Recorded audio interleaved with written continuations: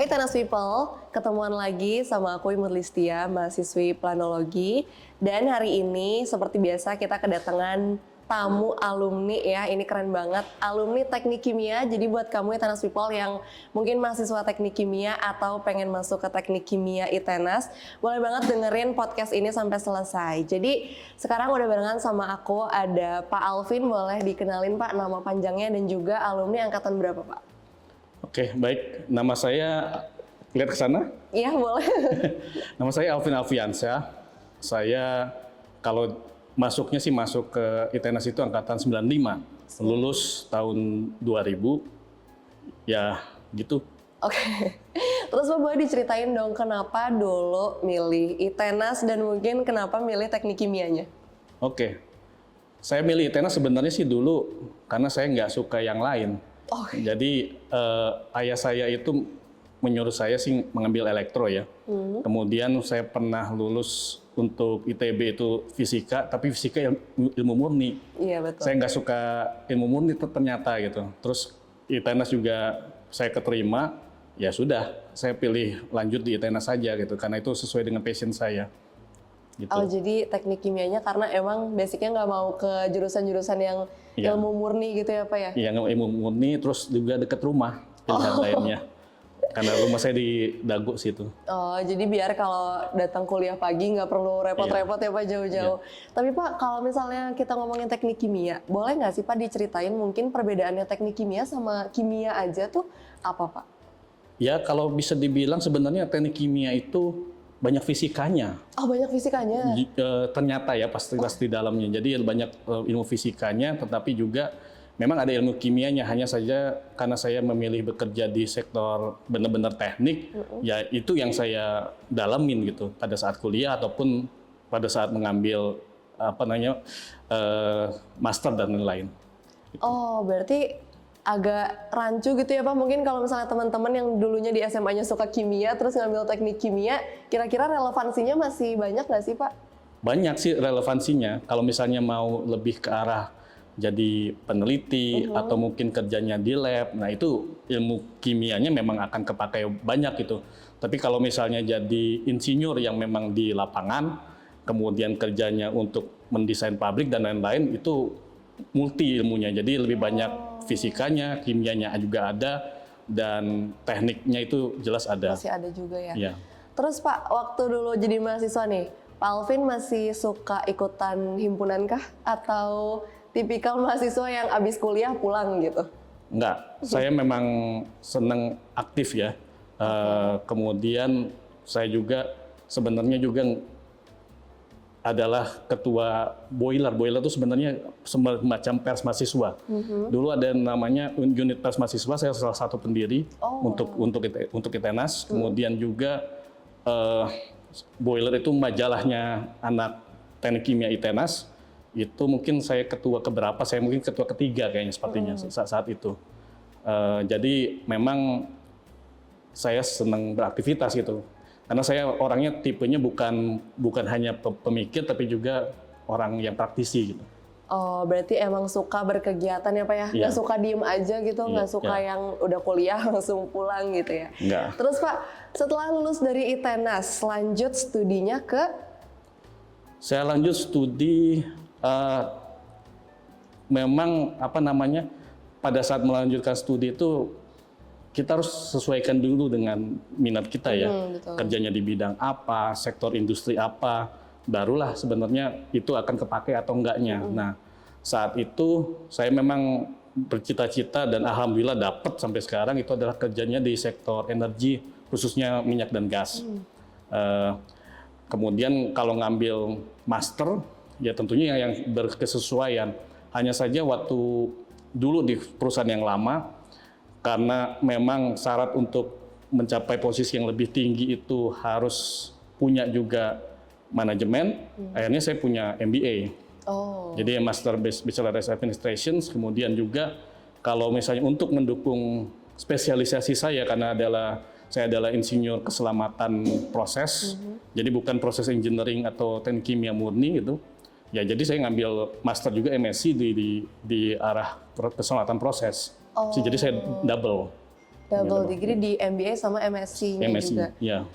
Waktu itu lanjutnya di mana, Pak? Semuanya swasta. Saya nggak pernah kuliah di negeri. Jadi saya ngambil MBA di IPMI Jakarta, Institut Pengembangan Manajemen Indonesia Jakarta. Itu juga karena jadwal kuliahnya yang memang sesuai dengan kantor ya. Jadi Sabtu Minggu saya memang harus terbang, dan kebetulan juga setiap rapat kantor itu kalau nggak hari Senin, kalau nggak hari Kamis. Jadi saya sesuaikan aja gitu dengan jadwal kuliah. Terus kalau MSc-nya saya ngambil di UK, ya, United Kingdom, untuk proses safety keselamatan. Berarti Pak sebelum lanjut ke master tuh sempat kerja dulu? Iya, saya memilih kerja dulu karena kan saya mikir juga nggak mungkin lah kita minta dana ke orang tua lagi gitu. Kemudian juga saya ingin tahu juga industri itu seperti apa sih kerjaannya, kemudian juga yang mana bidang yang memang sesuai dengan saya. Saya dulu harus pindah, mungkin kerjanya pernah di lab, jualan valve, jualan tangki, itu kerjaan pertama saya tuh. Kedua, setelah itu bosen jualan karena juga kerjanya nggak tahu waktu ya, kadang-kadang sampai malam gitu, harus pulang dari klien. Akhirnya di engineeringnya gitu, di kantor aja. Tapi di kantor aja ternyata saya nggak ngerasa cocok tuh kalau cuman proses aja gitu. Saya ngambil keselamatan juga. Kenapa? Karena di situ kita bisa tampil di depan orang. Saya suka berdiskusi dengan orang gitu. Oke, berarti setelah lanjut tadi di Jakarta sama di UK, at the same time, itu bagi waktunya gimana Pak? Sama kerja juga? Jadi kalau misalnya saya ngesain yang di itu dulu, yang di mana? Yang di Jakarta dulu.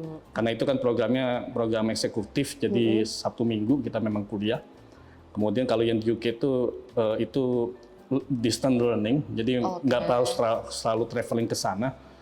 Jadi seperti itulah, pada saat keperluan tertentu aja harus terbang ke sana.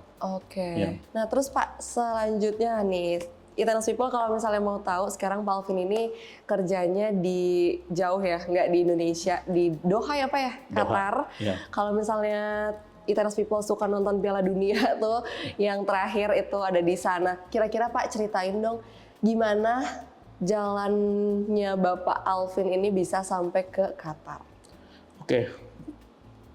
Pertama yang mungkin kita harus tahu itu, pertama adalah minat kita ya.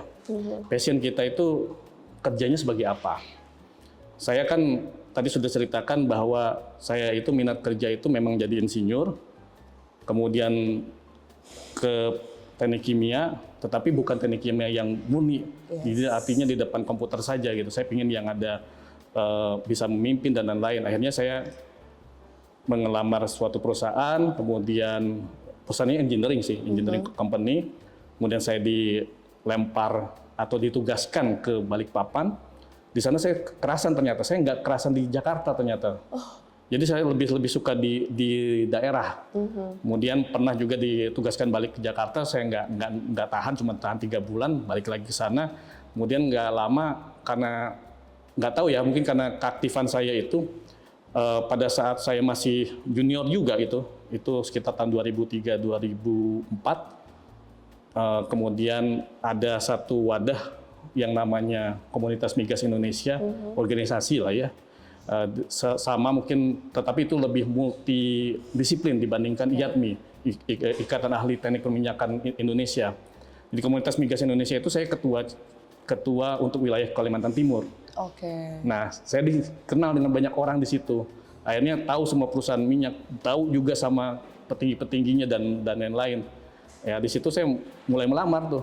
Dan di situ juga mungkin kalau nggak salah ya tahun 2004-2005 itu saya ngelamar ke Total. Mungkin kalau tahu Total E&P, Exploration and Production, tapi sekarang mungkin Total Indonesia saja yang kembali ke Indonesia, kemarin meninggalkan Indonesia.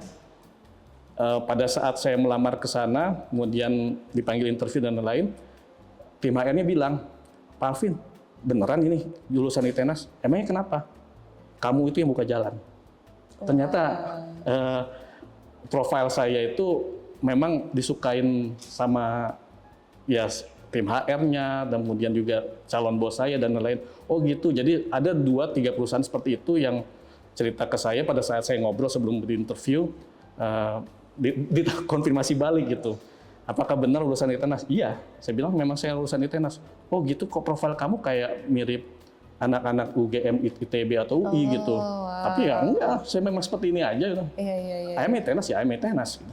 Berarti emang sebelumnya belum pernah ada apa ya yang dari teknik kimia ITENAS mungkin Yang di diterima. migas. Ya, yang diterima di total atau bahkan interview pun belum pernah ada. Jadi nama ITENAS itu karena dia punya database tuh. Yes. Jadi di database-nya itu nggak ada ITENAS. Jadi pada saat saya melamar pun waktu itu saya milih Institut Teknologi Nasional Malang. Sengaja aja saya apply gitu. Saya apply tapi pas dilihat kan Bandung dan memang HR-nya dan kemudian calon bos saya itu tahu itu saya gitu sebenarnya gitu. Berarti emang pembuka jalan ya Pak ya Ya. buat mahasiswa-mahasiswa teknik kimia sekarang kalau misalnya punya passion di bidang migas gitu ya, itu udah dibukain jalan sama cuttingnya sama alumninya gitu.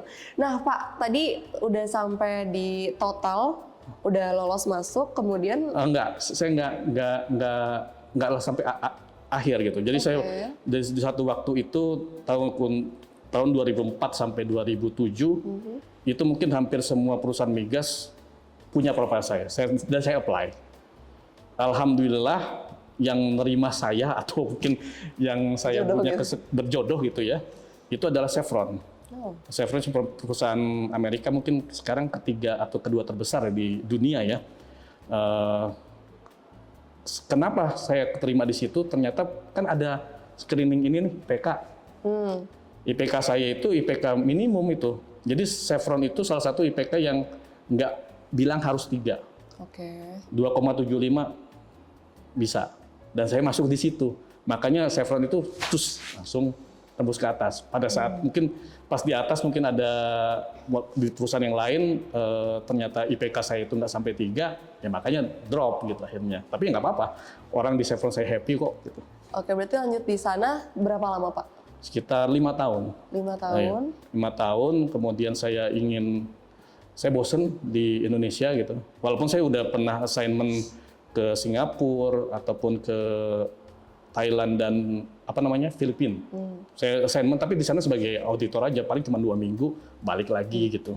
Walaupun saya base-nya di Balikpapan, saya nggak pernah mau di base di Jakarta karena kerepotan macet dan lain-lain ya. Betul.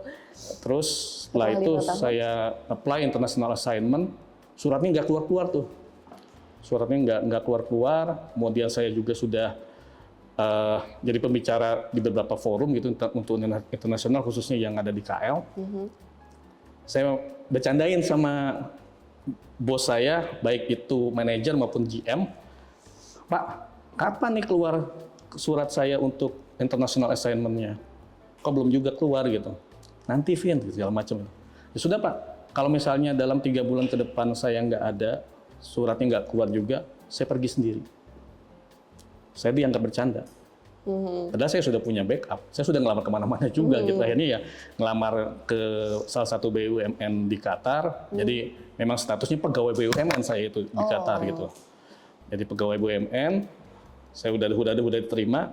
3 bulan kemudian saya mampirkan lah, Pak ini surat pengunduran diri saya. Hah, beneran ini? Iya kan saya sudah 3 bulan yang lalu saya bicara sama Bapak seperti ini. Kalau nggak ada kejelasan, saya apply sendiri, saya cari sendiri international assignment. Ya itu yang saya lakukan.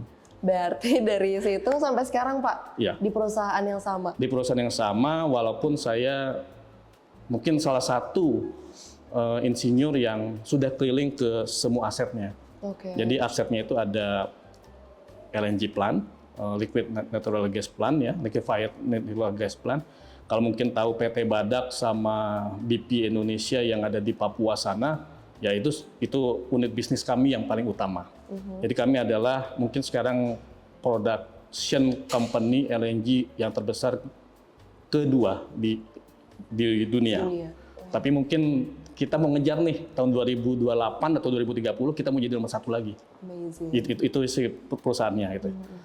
Jadi LNG plant-nya sudah saya tugaskan, kemudian kita punya offshore-nya. Jadi kita punya reservoir atau well sendiri gitu. Itu juga kita kelola sendiri. Well-nya cukup banyak, dan itu yang saya pernah ditugaskan juga di situ. Kemudian juga di refinery kilang. Oh. Kilang, tapi kalau misalnya kilang yang kita urus itu nggak ngurusin produksi gasolin, Pertamax, premium nggak, atau mungkin Pertalite nggak. Karena fokusnya Qatar itu untuk refinery kami itu adalah ke diesel produk, baik itu diesel spek Europe ataupun speknya Middle East ya, Jazirah Arab, dan aftur untuk pesawat terbang. Karena kan bandara Doha itu bandara Betul, sibuk. kedua tersibuk di dunia juga gitu. Iya. Oke Pak, ini kalau misalnya tadi ngomongin tentang Qatar ya, udah berapa lama berarti Pak? 13 tahun sampai sekarang 13 ya tahun. dengan keluarga semuanya saya Di bawa. sana, 13 tahun di Qatar. Iya. Ada yang dikangenin nggak Pak dari Indonesia? Ya selalu kangen riuhnya Indonesia sih sebenarnya. Oh berarti di Makanya sana setiap- slow living kah atau? Iya. Oh wow. Jadi ya kita kerja normal ya.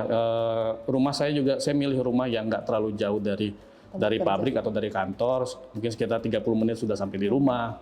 Jadi jam 7 atau setengah 7 saya berangkat ke kantor. Kemudian jam 4 sore atau jam setengah 5 sore sudah di rumah lagi. Berarti work culture-nya mirip-mirip ya Pak ya? Pagi sampai sore gitu, Iya. atau perbedaannya ada bedanya nggak sama di Indonesia? Work culture bisa dibilang ya harus English ya. Yang jelas ya kan international company, jadi memang kita harus bersaing dengan mereka. Yang ya perlu diperhatikan kalau bersaing dengan internasional ya kita harus juga punya strong background. Kemudian kalau knowledge itu kurang lebih aja sih sebenarnya menurut saya gitu ya. Dan ilmu teknik kimia saya juga yang saya pakai itu sebenarnya dari semester 1 sampai semester 4 yang saya pakai. Oh. Karena yang applicable untuk industri oil and gas. Kalau semester 5 sampai 8 itu sebenarnya yang untuk advance jadi peneliti dan lain. Dan itu tidak kepakai di sektor migas sebenarnya. Ini I'm telling you the truth ya. Ya. Berarti emang dipilih-pilih lagi gitu ya Pak ya mata kuliahnya? Bukan dipilih-pilih sih, ya gimana sesuai Passion-nya. pemakaian kan. Iya sih. Iya. Terus Pak, aku jadi kepo nih. Dulu waktu awal-awal ke Qatar, ada culture shock-nya nggak Pak? Enggak sih. Enggak. Karena saya kan dari perusahaan sebelumnya Chevron itu memang suka ditugaskan kan ke tempat lain. Jadi yang culture shock pun mungkin cuman kangen aja sih, kangen masakan Indonesia itu. Oh, yang awal-awal iya sih. karena keluarga belum datang, 3 bulan saya harus sendiri. Dan saat itu restoran Indonesia yang ada di Qatar mungkin hanya beberapa gitu dibandingkan sekarang gitu. Oh, berarti sekarang udah agak keobatin lah Ya, ya keobatin. kalau misalnya kangen. Iya. Mungkin ada nggak sih Pak satu pesan buat mahasiswa teknik kimia yang sekarang masih kuliah di Tenas, biar apa ya, biar semangat kuliahnya mungkin, atau gimana caranya biar bisa ngerti sama passionnya gitu? Boleh Pak dikasih tahu? Ya ini aja sih sebenarnya, kan dari kecil kalau saya ya, dari kecil saya sudah tahu saya mau jadi apa. Saya pinginnya bukan jadi dokter, bukan jadi yang lain-lain, bukan jadi guru. Sebenarnya ada passionnya sedikit juga ya, dalam artian dosen. Walaupun saya suka ngajar ini aja lepas lah ya gitu. Saya nggak pernah mau terikat, karena sampai sekarang juga sebenarnya seperti UI atau UGM minta saya mengajar resmi distance learning gitu, tapi saya nggak pernah mau gitu karena waktunya terbatas. Jadinya sayanya gitu. Jadi harus tahu passion kamu, passion kita tuh apa gitu, jadi apa. Kemudian juga pingin livingnya seperti apa gitu. Kayak saya sih pinginnya kan slow living atau normal living lah ya. Jadi jam 1 sampai jam 4, jam 8 pagi sampai jam 4 sore kerja, udah itu bebas gitu. Dan makanya juga saya juga senang beraktivitas itu yang lain. Makanya saya senang beraktivitas di Qatar itu juga. Biasanya saya adalah Presiden Masyarakat Indonesia se-Qatar. Oh. 24.500 jiwa. 24.500. Iya, jiwa. Banyak juga ya ternyata ya, cukup. Ya walaupun profesionalnya bisa dibilang hanya sekitar 6.000 orang di sana. Oke. Yang bekerja di sektor profesional ya. Yang lainnya adalah anak-anak, ibu-ibu, atau mungkin asisten rumah tangga lah ya. Oh, wow. Iya. Itu berarti knowing ourselves ya Pak ya, Ya. pengennya apa, Ya. sukanya apa, Ya. itu jadi bisa merujuk ke nanti masa depan kita mau jadi apa. Jadi sekarangnya bisa udah ke taker lah ya Pak, harus ngapain, harus Ya. belajarnya tuh apa aja. Mungkin gitu aja sih Pak untuk perbincangan kita hari ini, atau mungkin ada pesan-pesan lagi yang mau Pak Alvin sampaikan buat yang nonton? Ya kalau pesan saya satu lagi, kalau misalnya kita udah tahu passion kita ya, jangan juga lupa untuk beraktivitas gitu. Karena saya senang beraktivitas ya, alhamdulillah saya bisa dipilih untuk berbagai macam kegiatan. Saya juga adalah ketua Persatuan Insinyur Indonesia se-Qatar. Jadi ketua Persatuan Insinyur untuk Qatar adalah saya ketuanya. Kemudian juga saya adalah mantan presiden tadi ya, mantan presiden masyarakat Indonesia se-Qatar. Dan juga saya adalah ya banyak ketua-ketua yang lain, walaupun saya nggak ngambil juga gitu. Yang jelas lulusan ITENAS itu bisa berkarya di mana saja. Seperti di Qatar, walaupun banyak anak ITB, anak UI, anak UGM, tapi jangan lupa mantan ketuanya atau ketuanya adalah anak ITENAS salah satunya. Iya ya Pak, jadi nggak ada kata minder ya Pak, kuliah di ITENAS tetap Iya. bisa kok, tetap bisa sukses, tetap bisa bersaing di dunia internasional sana ya Pak ya. Iya. Juga kalau misalnya kamu Gen Z ya nih, ITENAS people kan Gen Z itu katanya sekarang mageran banget ya Pak ya, Iya. males gerak, jangan. Karena biar kayak Pak Alvin sukses di Indonesia, sukses di luar negeri juga karena suka beraktivitas, jangan suka mager ya Pak. Iya. Paling gitu aja, terima kasih ITENAS people udah nonton, jangan lupa juga buat selalu follow-follow sosial medianya CDC ITENAS dan subscribe YouTube channelnya ITENAS. Terima kasih.